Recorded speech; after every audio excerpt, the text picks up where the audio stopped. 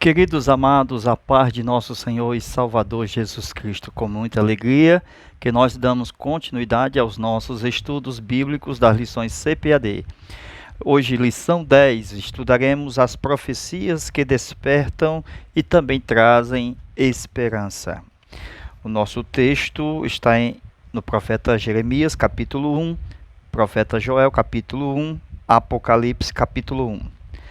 Estudaremos esta lição com base nos tópicos dos profetas maiores, menores, e estudaremos sobre o assunto da mensagem que vai falar sobre a esperança, ok? Nós começamos essa aula mostrando o fundamento de toda a nossa esperança. Sabemos que a Bíblia, por si só, ela é profética, porque ela trata exatamente da maior profecia de salvação de todo aquele que crê. E com base em Efésios capítulo 2, versículo 20, nós temos o texto dizendo: edificado sobre o fundamento dos apóstolos e dos profetas. Então, veja que a edificação da igreja está também sobre os profetas, certo? Sendo Jesus a pedra angular. Então nós temos o ministério profético de acordo com Efésios, capítulo de número 4, versículo 11. É chamado de ministério profético, que Jesus deu uns para pastores, e começa no topo: apóstolos, profeta, evangelista, pastores e mestres. O que nós observamos é que tanto o Antigo como o Novo Testamento são proféticos. Porque toda a Escritura é profética, porque ela saiu de Deus, veio pelo Espírito Santo. E quando nós tratamos do Antigo Testamento ser profético, então a função do Antigo Testamento e suas profecias, ela vai indicar, aproximar o povo a chegar no Messias. Então, os profetas do Antigo Testamento, eles são o quê? Messiânicos, porque aponta para o Messias. No Novo Testamento também temos profeta, e esses são chamados de profetas eclesiásticos. Então, na igreja, Deus levantou um ministério profético que aponta para a igreja, para edificação, consolação e exortação, que é diferente dos dons espirituais. Entre eles nós temos o dom de profecia, que é dado a todo aquele que busca. Mas o ministério profético somente é dado a alguns. Efésios 4 e 11, que Jesus disse que subindo ao alto, Paulo fala aos Efésios que Jesus subindo ao alto deu dons aos homens. Amém? Então a gente está mostrando exatamente essa parte aqui sobre o profeta. Agora vamos para Atos capítulo 15, versículo 15 e 16. Vamos abrir o texto. Então, meus irmãos, de acordo com Atos 15, versículo 15 a 16, diz assim o texto: e com isso concordam as palavras dos profetas, segundo está escrito: depois disso voltarei e reedificarei o tabernáculo de Davi, que está caído, e o edificarei as suas ruínas e o tornarei a levantar. Ok? Então esse é o nosso tema da aula de hoje. Ok? Dentro da edificação dos profetas, e nós vamos falar sobre o tabernáculo de Davi que está caído, que os profetas profetizaram em levantar, segundo as palavras de Deus. Agora nós vamos para esse lado, que dá continuidade na aula que já começamos na primeira parte, ok? Vamos para cá.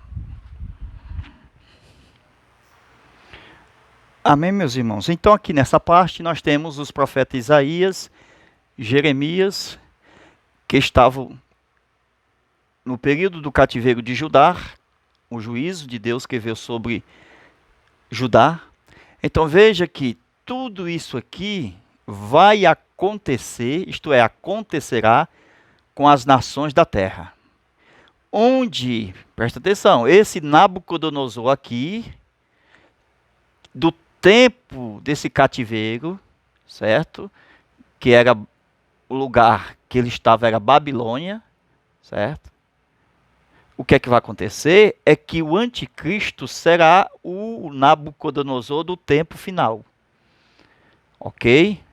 Então, voltando aqui. De acordo com a profecia de Isaías 48, versículo 20, nós temos a profecia da saída de Judá da Babilônia. E também o Salmo 126 fala sobre isso. Aí aqui, essa saída seria uma redenção. Isto é, uma salvação do povo que obedeceu e cumpriu a disciplina dos 70 anos de cativeiro que nós falamos na aula do YouTube. Isto é, a primeira parte. Então, mostrando aqui, voltando lá para o tempo de Moisés, a primeira redenção, quando Deus levantou Moisés, foi para tirar o povo do poder de quem? Do Egito. Então, aqui nós tínhamos o faraó.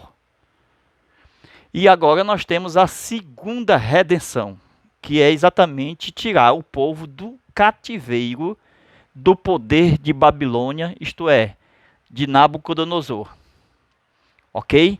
Então, tudo isto mostrando que Deus, quando ele traz os 70 anos, não simplesmente de juízo, mas de correção, certo? Para que o povo venha aprender a servir a Deus de coração e de verdade.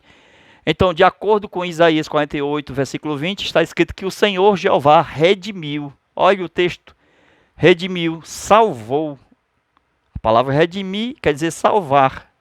Então, salvou a seu servo Jacó. Agora nós vamos para essa parte aqui muito importante. Isaías capítulo 7, versículo 14, quando fala sobre o nascimento do menino chamado Jesus Cristo. Então, dentro do profeta, isto é, messiânico, olha aí, profeta messiânico Isaías, ele vai profetizar e a base da sua profecia será Gênesis 3 e 15. Então, o Espírito Santo que está em Moisés está em Isaías. Por quê? Porque ele vai usar o seu servo Isaías, como usou Moisés aqui, para descrever a semente da mulher. Então, esta foi a primeira profecia da Bíblia. Gênesis capítulo 3, versículo 15. O próprio Deus profetizou na sua própria mensagem a palavra sua, a Bíblia, a palavra de Deus. Então, presta atenção aqui. Gênesis 3 e 15, da semente da mulher.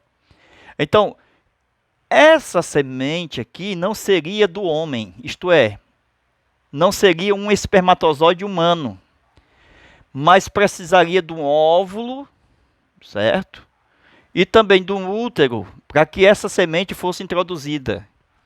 Então, essa semente aqui, ela já é coexistente. Isso aqui é importante, irmão. Porque essa semente aqui seria exatamente, lembra de João 1,18? Vamos lá? João 1, versículo 18, diz que estava no seio do Pai. Quem? O Verbo. Amém? O Filho de Deus, antes de ser chamado na terra, Filho de Deus. Ele estava dentro do Pai, como semente, isto é, como verbo. Então ele sai de lá para vir como semente e ser introduzido no útero, para nascer como homem. Então o Emanuel, o Deus conosco, de Isaías capítulo 7. Isso é forte. Por quê? Porque Deus vai se fazer homem através de uma mulher. Então não tem o processo do espermatozoide de homem, por quê? Por causa, homem e uma mulher. Então esse aqui entra com espermatozoide e ela entra com óvulo. E aqui nesse processo de unidade vai dar origem a quê? A uma pessoa. Não são os filhos que nascem de homem e de mulher, o seu pai e sua mãe, depois do matrimônio. Então essa pessoa aqui, ela já tem uma alma. Ela já agora tem um corpo e tem um espírito humano. Então veja que este homem aqui é formado assim, de espermatozoide e também óvulo. Então, espírito, alma e corpo é formado assim, ó. Deus sopra nesse ato aqui da concepção. Então, Jesus não veio assim. Jesus não veio assim. Jesus só veio da mulher. Então, não houve a necessidade de uma criação de uma nova alma, porque ele já coexistia com o Pai. João capítulo 1, versículo 1. Ele é o verbo, filho de Deus. Ele é o verbo Deus. Amém? Que estava com o Pai, também chamado de Deus. Então precisou apenas do óvulo, não precisou do espermatozoide do homem, porque simplesmente porque daria origem a uma nova alma. E ele já coexistia com Deus e já tinha sua própria alma. Não precisaria de um homem, porque daria uma origem a uma outra pessoa. Ok? Então veja, meus irmãos, ó, isso aqui é importante. Por quê? Porque nós vamos ver aqui a árvore genealógica. Vou já baixar aqui para nós vermos mais embaixo. O quê? O candeeiro é uma árvore genealógica. Vamos aqui, ó. Lembra do Adão, o primeiro homem? Depois, mais na frente, o Abraão. De Abraão vai surgir uma família real. Através de quem? Olha lá o primeiro, Judá. Jesus não vem de Judá? Então está aqui Judá, primeiro. O candeeiro não tem cinco hastes? Vamos puxar aqui o desenho. Ó, o candeeiro tem 5 hastes. Vamos lá, mais uma vez. Voltando. Família real vai vir de Judá. Número 1, está aqui. Primeira lâmpada. Depois Judá com Tamar vai gerar Pérez. Esta seria a segunda lâmpada. Amém? Depois nós temos o Boaz. Depois Jessé. Número 4. 5, Davi. 6, Natã. Isso é forte, irmão. Porque vai bater no 7, que é Jesus. Viu? O que é que nós temos aqui é que Isaías profetizou que sairia do tronco de Jessé. Está tudo na revista, viu? Esta é a aula de hoje. Está tudo na revista. Ele profetizou que o tronco vai sair de Jessé. Então, sairá um tronco de Jessé. E então haverá um renovo. Amém? Glória a Deus. Então, aproximando aqui, ó, nós temos aqui Judá, mais uma vez, certo? Pérez, Boaz, Jessé, Davi, dentro dessa árvore genealógica, ok? Então, quando chega em Davi, nós vamos para o lado, tem Natã, vamos para o outro, tem Salomão. Amém? Então, isso aqui é visto em Mateus e Lucas. Tem 2 genealogias lá, uma é de Salomão e outra de Natã. Essa de Salomão aqui, ela vem cheia de reis. Essa aqui, de Davi via Natã, não haverá nenhum rei, certo? Só vai nascer Maria, lá na frente. Voltando para cá.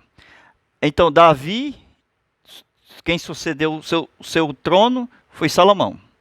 Depois vários reis vieram para cá. Aí temos Jeconias, o último da deportação. Certo? Quando chega nele, o profeta Jeremias, veja mais uma profecia aqui, ó, capítulo 22, versículo 24 e o versículo 30. Há uma maldição. Depois de Jeconias, não haverá mais nenhum que vai se assentar no trono de Davi. Isso é importante. Porque aqui Jesus já não vem mais daqui. Certo? Por causa dessa maldição aqui de Jeremias, né, a profecia disse que não haveria mais nenhum sucessor do trono de Salomão. O que é que vai acontecer é que vai vir um José, que vai casar com Maria, ó. Certo? Esse José aqui, ele está debaixo dessa maldição aqui, ó. Isto é, de Jeremias, capítulo 22, versículo 24 e versículo 30. Então, como ele está debaixo dessa maldição aqui, então ele não pode ser rei. Entendeu aí? Então, o que é que vai acontecer? É que Jesus vai nascer aqui, ó, de Maria. Maria vem de Natã e Natã vem de Davi. Então, Jesus vai ser rei não por Salomão. Jesus vai ser rei direto de Davi. Glória a Deus. Sem nenhuma corrupção dos reis. Amém? Não teve nenhum rei aqui depois de Davi, a não ser Jesus, o Senhor. Ele é filho de Davi, ele é direto, original do trono. Glória a Deus. Amém? Então, meus irmãos, para nós encerrarmos essa parte aqui, certo? De acordo com a profecia, Deus privou Jeconias de ter filhos reis. Então não haveria nenhuma mais descendência aqui que seria real da casa de Davi. Então Deus proibiu, por causa da incompetência, por causa dos seus pecados, por causa da sua maldade, Deus decidiu, não vai vir rei por aqui. Então Deus já tinha um plano de nascer Jesus através da Virgem Maria. Entendeu aí? Sem precisar de vir por José. Então, aquela questão, então se Jesus é filho de Maria, se ele fosse filho de José, Jesus herdaria a natureza pecaminosa, né? O pessoal não chama de natureza pecaminosa, natureza caída, que a gente já pregou sobre isso, ensinando aqui, que a natureza pecaminosa não está na Bíblia, mas está a natureza caída. Então Jesus, ele herdaria a natureza caída se viesse de José? Porque ele não veio de Maria e Maria não é pecadora. Entendeu aí? Então veja que não tem nenhum sentido, certo? Não tem nenhum sentido de Jesus vir por José, pelo fato de José entrar com espermatozoide e nascer através de Maria uma outra alma. Entendeu? Uma alma comum. Se Jesus já existia antes, ele não pode vir de um homem. Porque um homem vai produzir uma nova alma. E Jesus já existia antes. Então ele não pode ser criatura. Né? Filho, literalmente, de José. Então esse José é o pai adotivo. Então Jesus é filho de Deus. Certo? E ele é filho de Davi em relação ao trono. Glória a Deus. Amém? Então não tem nada a ver a questão de ser... Aqui, vindo de Maria, herdou a natureza caída. Certo? Ele poderia ser filho de José e herdar o trono se viesse por aqui, mas ele não veio por aqui. Entendeu aí? Mas a Bíblia mostra que os homens, depois de Adão, geram novas almas. E Jesus não pode ser gerado através de homens, mas ele pode ser gerado através de um ventre de uma virgem, porque ele já existia no céu como uma alma eterna, o Deus Emanuel encarnado. Amém? Então veja que aqui, presta atenção, isso é importante. Não passa pecado de A para B na geração. Viu? Aquele negócio de Davi, eu fui concebido em pecado, o pecado original fica passando, não existe isso. Viu? Amém? Isto é, não passa pecado de pai para filho, não passa. O bebezinho não tem o pecado do seu pai. Viu? Não tem. Então Jesus não herda aqui, porque não passa pecado por sangue. Não passa pecado por carne, não passa. A natureza caída, ela vem por causa da geração humana. Certo? Condenada em Adão. Certo? Condenado em Adão. Então Jesus é o segundo Adão. Não tem nada a ver com esse primeiro. Porque ele não nasce debaixo de homem. Ele nasce debaixo de Deus. Filho de Deus, direto de Deus. Unigênito de Deus. Então ele é a semente coexistente. Não vem de espermatozoide. Amém? E ele vai ser o descendente legítimo do trono de Davi. Amém? Aí nós temos a profecia de Jeremias, capítulo 33, versículo 17, aonde ele vai sentar no trono quando vier na sua vinda e vai exatamente reinar sobre Israel no milênio. Glória a Deus. Veja mais um texto. Isaías capítulo 11, versículo 2. Repousará sobre ele 7 Espíritos de Deus. Aí está descrito lá. espírito de sabedoria, espírito de temor, espírito de conhecimento, enfim, são 7, contando um a um. Está aqui, ó, candeeiro. 1, 2, 3, 4, 5, 6, 7 Espírito de Deus. Árvore genealógica, onde mostra Natan aqui. Amém? Para vir Jesus.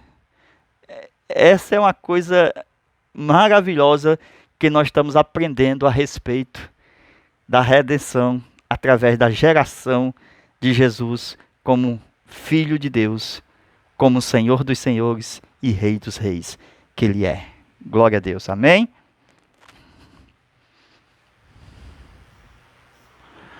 Amém, meus irmãos? Então nós temos aqui, nesse novo desenho, certo? A promessa de Deus levar o homem para o céu.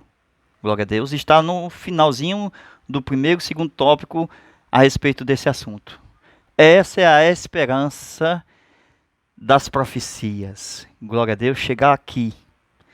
Lembra que no Éden, presta atenção, aqui é um só, Isto aqui é chamado de Nova Jerusalém, a cidade de Deus.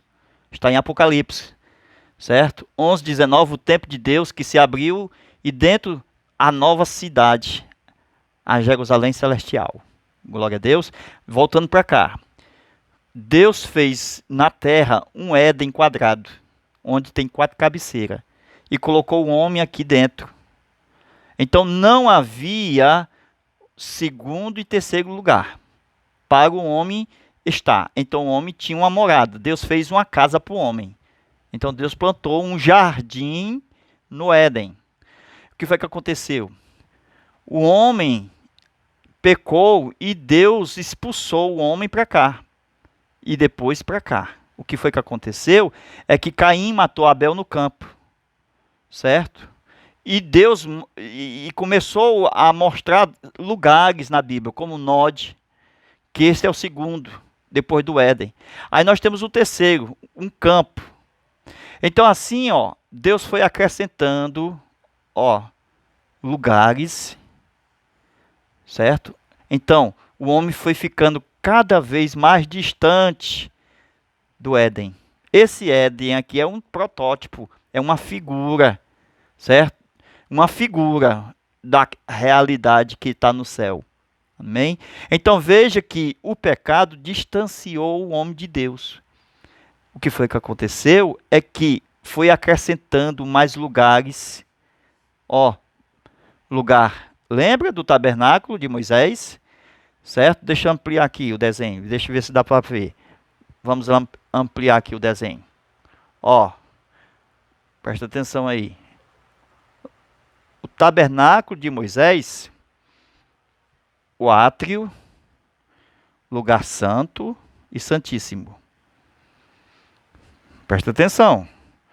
Era para existir só esse lugarzinho aqui, O santíssimo foi feito para o homem. Certo? Então aumentou mais um lugar e mais outro lugar. Por causa do pecado do homem, então o homem foi distanciando. Então o tabernáculo de Moisés representa isso. A distância do homem para chegar aqui. Esse é o lugar do homem.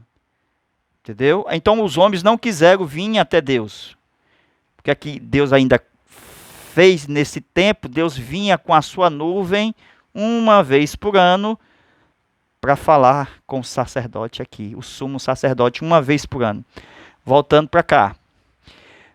Presta atenção, isso aqui é importante, porque vai apontando para os dias atuais. Quando chega em Hebreus, a gente lê que só tem 2 lugares atualmente. Só tem o lugar santo e só tem o santíssimo. Isso aqui é importantíssimo. Por quê? Porque Jesus já morreu. E se ele já morreu, veja aqui a primeira parte. Essa parte do sacrifício aqui, do tabernáculo de Moisés, ele já morreu por nós. Então, essa parte do átrio aqui, ele já tirou. Levando nós para dentro do lugar santo. Então, nós estamos dentro do lugar santo aqui na mesa, comendo pão, ceando na igreja, ainda nessa terra. Amém? Então, ele rompeu os véus. Então, pela fé, nós chegamos aqui, lugar santíssimo, a presença de Deus. Mas o escritor aos Hebreus diz que ainda tem esse véu aqui, ó, por causa da gravidade, porque nós não estamos lá no céu ainda. Ainda tem esse véu para ser tirado. Amém? Nós vamos ver o texto do véu que precisa ser tirado. Amém? Então nós chegamos aqui em Hebreus capítulo 9, veja aí, versículo 8, que diz o seguinte: querendo o Espírito Santo dar a entender que o caminho do lugar santíssimo, presta atenção, que esse caminho do lugar santíssimo ainda não poderia estar aberto, se o lugar santo ainda estivesse de pé. Então esse lugar aqui ainda está de pé porque nós não estamos lá dentro do céu ainda. Ok? O que é que está acontecendo? É que nós estamos entrando lá pela fé. Vamos ver o texto? Hebreus 10 e 19. Vamos lá. Mais um texto. 10 e 19 de Hebreus. Diz assim: tendo, pois, irmãos, toda liberdade para entrar no santíssimo lugar, por meio do sangue de Jesus. Então, quando Jesus morre, ele já tira o átrio, por isso que o escritor aos Hebreus não fala mais do átrio, só fala de dois lugares, lugar santo e santíssimo. Não era três lugares? 1, 2 e 3. 1, 2 e 3. Mas ele só fala de dois. O lugar santo, que tem 3, né? E o lugar santíssimo, que só tem 1. Agora vejamos aqui o texto que fala que ele abriu, quando morreu, com seu sangue, certo? Ó, ele abriu um caminho. Nós entramos, aqui é o Santíssimo. Esse é o Santíssimo lugar, feito para o homem. Glória a Deus, está no céu. Então, nós entramos aqui pela fé. Hebreus, capítulo 12, versículo 22 ao 24. Chegaste ao monte Sião, porque aqui a cidade está no monte. Pode ver lá que João, ele sobe no monte e entra na cidade, em Apocalipse. Ok? E Hebreus diz que nós chegamos dentro da cidade pela fé, onde estão os anjos, miríades e miríades de anjos, onde está Jesus. Glória a Deus. Tudo isso é pela fé. O que é que vai acontecer é que quando ele nos arrebatar, esse véu aqui, ó, literalmente nós vamos entrar dentro. Aqui, ó. Nós vamos sair da terra. Agora mesmo, se o arrebatamento acontecer, nós não estaremos mais aqui, nesta terra. Estaremos lá no céu, dentro da cidade. Glória a Deus. Aí não tem mais esse véu aqui, ó, entre o santo e o santíssimo. Ele já morreu por nós? Então vamos prosseguindo. Nós já estamos aqui, ó, na ceia do Senhor, louvando a Deus, cheio do Espírito Santo, do candeeiro, louvando a Deus no altar de incenso. E nós vamos entrar no céu, no arrebatamento da igreja, aonde estaremos aqui dentro da cidade. Glória a Deus. Então a fé agora, lá dentro é realidade. Isto é, a confirmação do que nós tínhamos aqui na terra, de chegar lá dentro. Mas esse véu vai ser retirado. Ele está voltando. Glória a Deus. Amém? Amém, meus amados irmãos? Então nós vamos concluir mostrando o seguinte, que tudo que foi escrito, que já aconteceu, são figuras do tempo presente até agora, para acontecer no futuro, na eternidade. Amém? Os profetas estão aí na Bíblia falando que ele nos preparou uma cidade. Glória a Deus, nós vamos para o céu. O próprio Jesus disse, eu vou para meu Pai, preparar lugar. João 14, o melhor e maior de todos os profetas, Jesus Cristo. Então veja, meus irmãos, rapidinho aqui, ó, para vocês entenderem. Vamos aqui. Esse lugarzinho aqui, só ele, sem o node, sem o campo, esse lugarzinho aqui que Deus fez para o homem, ele apontava para cá. Viu? Presta atenção aí. Presta atenção. As tendas patriarcais, tenda de Moisés, tenda de Davi, Até Jesus também, em Mateus 17, versículo 3 e 4.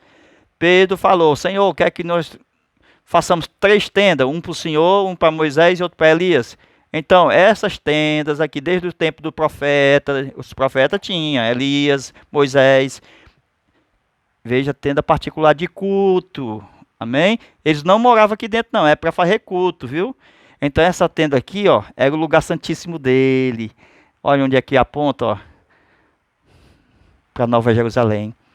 Esse lugarzinho aqui, só esse lugarzinho aqui, chamado de lugar santíssimo, viu? Que o Éden representar aqui esse lugar do tabernáculo de Moisés, o Santíssimo, também aponta para cá.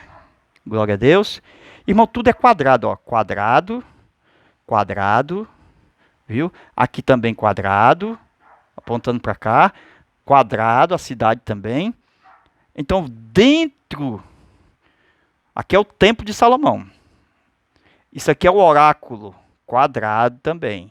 Também apontava para cá, ó, viu?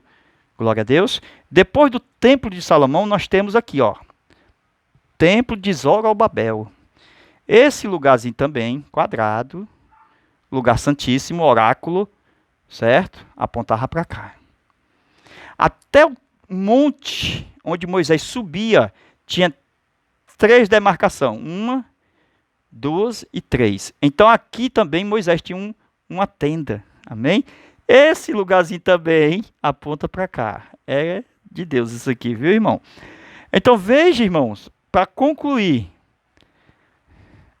eu e você, nós, humanos, somos templos e morada do Espírito Santo. E dentro de nós tem um lugarzinho bem aqui, ó. Nosso espírito humano. Que esse espírito humano é uma morada de Deus em espírito. Então ela também aponta para cá. Por isso que o crente é chamado de quadrado. Porque aponta para Nova Jerusalém. Glória a Deus. Amém? Deus em Cristo vos abençoe. Essa é a nossa fé, essa é a nossa esperança, que está nos fundamentos dos apóstolos e dos profetas. Deus abençoe e até a nossa próxima aula, se Deus quiser. Amém.